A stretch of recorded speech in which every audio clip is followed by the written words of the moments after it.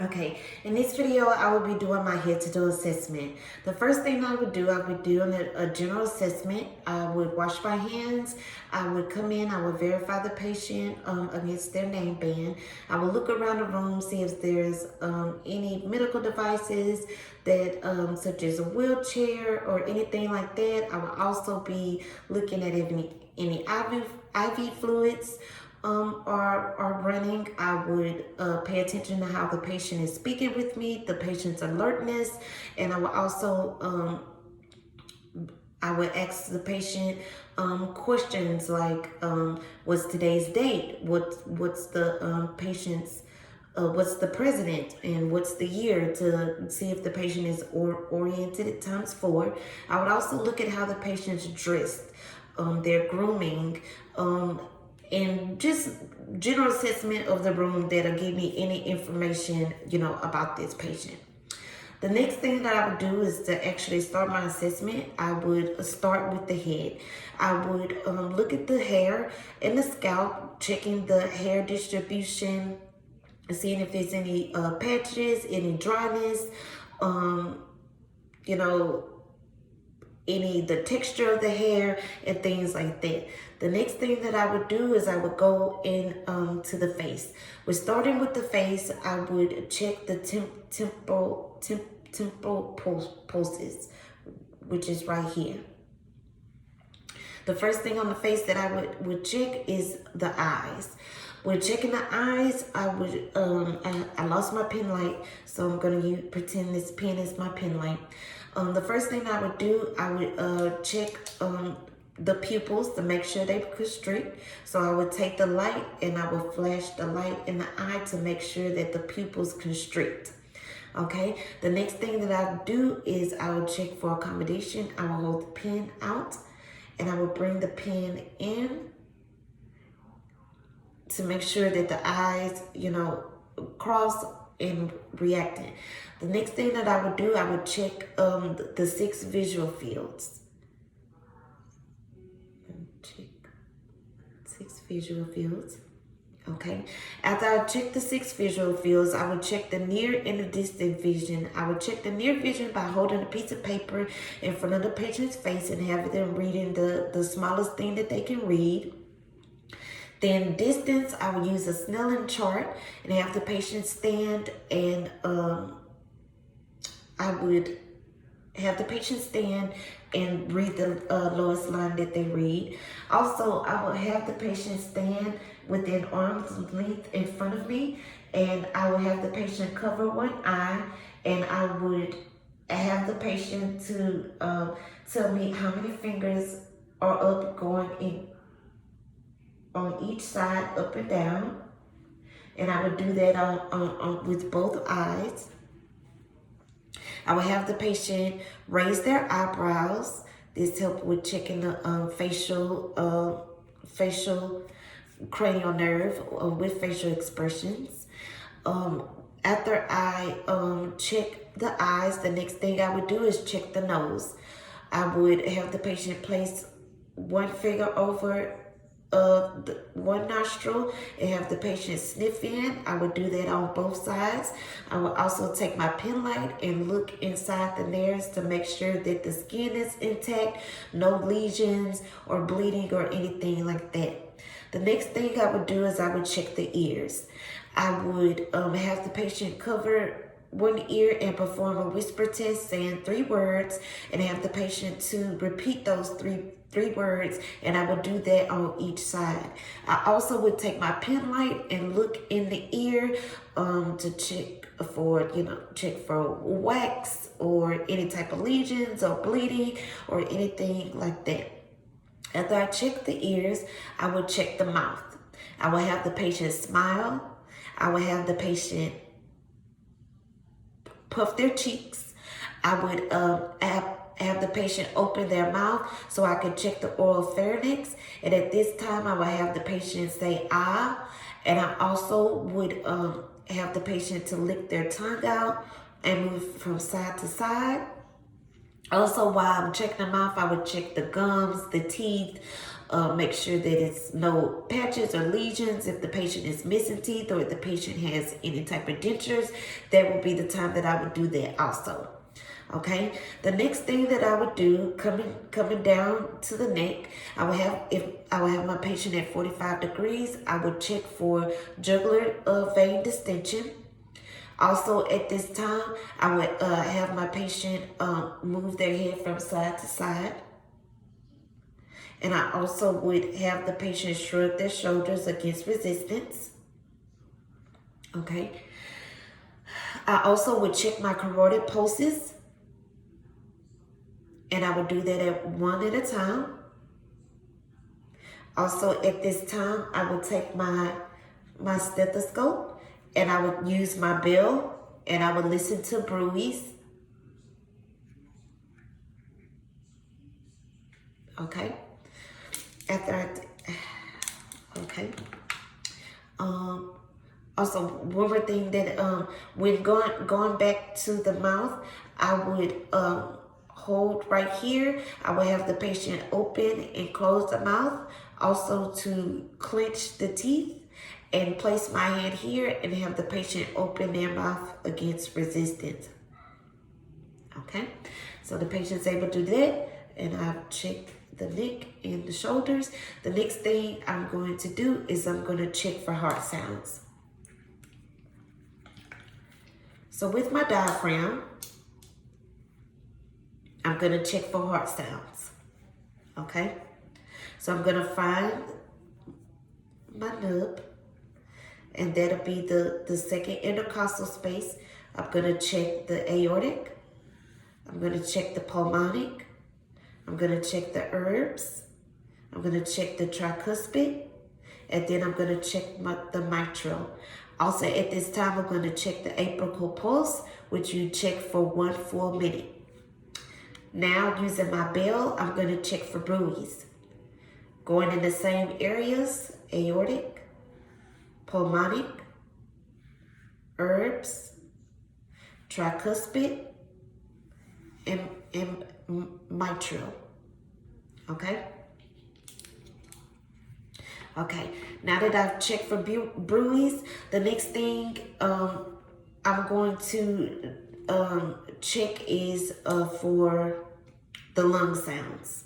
Okay, so with the diaphragm, I'm going to start above the clavicle and go 1, 2, 3, 4, 5, 6, 7, 8, and 9, 10, going outward, making sure that I check the lower lobes, and also keeping in mind that the right lobe has the right side of the heart has 3 lobes, and the left side of the lungs has 2 lobes. Okay, then I will go to the side, and I would also check lung sounds going 1, 2, 3, and 4. Okay. Okay. Now, if I have a female patient, I will be doing my breast exam. I would have my patient in 3 primary positions, one with hands to the side, then one with hand behind the head, and then hands placed on the hips, bent slightly over. I'm going to be checking for any dimpling, any puckering, any discolorations, or any discharge from that patient's breast. Also, I'm going to check the axillary lymph nodes and the supraclavicular lymph nodes.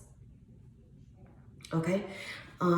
I also will be doing 3 tests with the pads of my fingers. I would do the vertical strip going down. Then I would do the concentric circle where I'm starting at the nipple, doing small light circles around the breast. And then I would do the pie going this way. Okay. All right. Once I finish that, I can also check my epigastric pulse using my diaphragm. Check my epigastric pulse. And when I'm checking my pulses, I'm making sure it goes from 0 to 4 plus, and if they're bounding. Okay. So I've checked the lung sounds and I've checked the heart sounds. The next thing I would do is I would check the extremities. Okay, I would do range of motion, having the patient bend their arm back and forth. Also doing rotations. I would check the hands, supination and pronation. I would check the pulses on both sides, the brachial pulse, the radial pulse, and the ulnar pulse. And I would do that on both sides. Also, I would do the range of motions also on both sides. Okay. Coming down to check the abdomen. Okay. First, I would assess the abdomen, make sure that it's no scars, no distension, or bruises or anything like that. Then I'm going to auscultate, starting, I'm going to cut it in 4, and starting with the right lower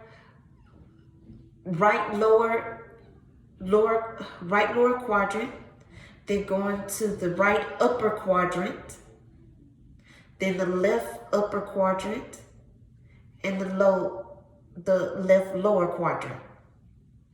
Okay? Then the next thing I'm going to do, I'm going to palpate in the same rotation. Right lower quadrant, right upper quadrant, left upper quadrant, left lower quadrant. Okay? All right. Now that I have checked the abdomen, I'm going to, with every step, I'm going to assess for pain, making sure that the patient's not feeling any pain, any tenderness, or anything like that. So now that I've finished with the abdomen, I can also at this time check the femoral pulse. Okay, now I'm going to check the genitalia area. For a male, I'm going to check the glans penis and the penis shaft, and I'm going to look for any swelling, inflammation or nodules. Okay, then I'm going to check the ureteral meatus for any inflammation, any swelling, redness, or any type of discharge. If I find discharge, I would do a culture at that time. Okay, if it's a female patient, I'm going to assess the skin. In both male and female, I'm going to look at the hair and the distribution of the hair. In the female, I'm going to check the skin for any parasites, any skin lesions, any discharge in the vaginal area, and making sure that the skin is intact. Okay. I'm also going to check the pelvic area to make any to check for any swellness, any hernias, or things like that. I'm also going to get a history for both patients going through, for women, their menstrual cycles, any pregnancies, any symptoms of STDs, any vaginal discharge, urination problems, their voiding patterns.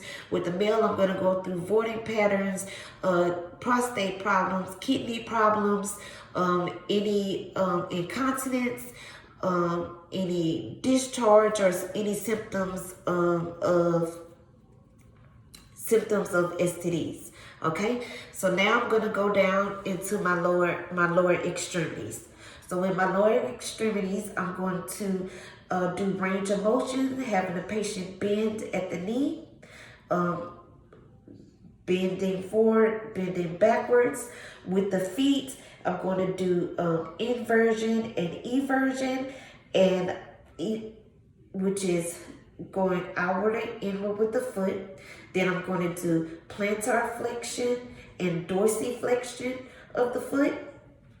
Okay, I'm also at this time I'm going to check the lymph nodes, the inguinal lymph nodes, and I'm also going to check the legs for edema. You take 2 fingers, you check for edema, pitting edema, which is it goes from 1 through 4 plus. It depends on how deep the skin stay once you press it. I'm also going to check for, okay. I'm also going to check for hair distribution. I'm going to check for temperature of the skin with the back of my hand doing this way. I'm going to check the pulses. I'm going to check my popliteal pulse that's behind the knee. I'm going to check my dorsalis pedis, which is above the top of the foot in between the big toe, the first 2 toes going downward a little. Then I'm going to check the tibialis, which is at the back of the ankle bone. Okay. Once I check that addendum, I'm also going to check my capillary refill. I'm going to check my capillary refill on my fingernails, and I'm also going to check the capillary on my toenails. Making sure that it comes back, the pinkness comes back in less than 3 seconds. Okay, for the back. We're doing the back.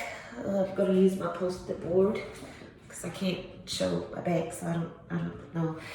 But for the back, I'm going to listen to lung sounds in these areas. Here. I'm also going to pay attention on what side the patient that I'm in, so making sure that the right side that I'm listening to all 3 lobes, and on the left side I'm listening to the 2 lobes, and then you're going to go down, and then you're going to go outward. Okay. The next thing on the back, I'm going to also assess the kidneys. I'm going to palpate the kidneys to make sure there's no tenderness or anything like that. Minimum, forgot my neurologic. Okay. For my neurologic assessment, I'm going to. What did I do that? Okay, yeah. So I'm gonna check my patient's gait. I'm gonna have the patient walk. With my neurological assessment, I'm going to have the patient take their finger and touch their nose. I'm gonna have them do that. I'm also gonna assess their speech, and also gonna assess their speech.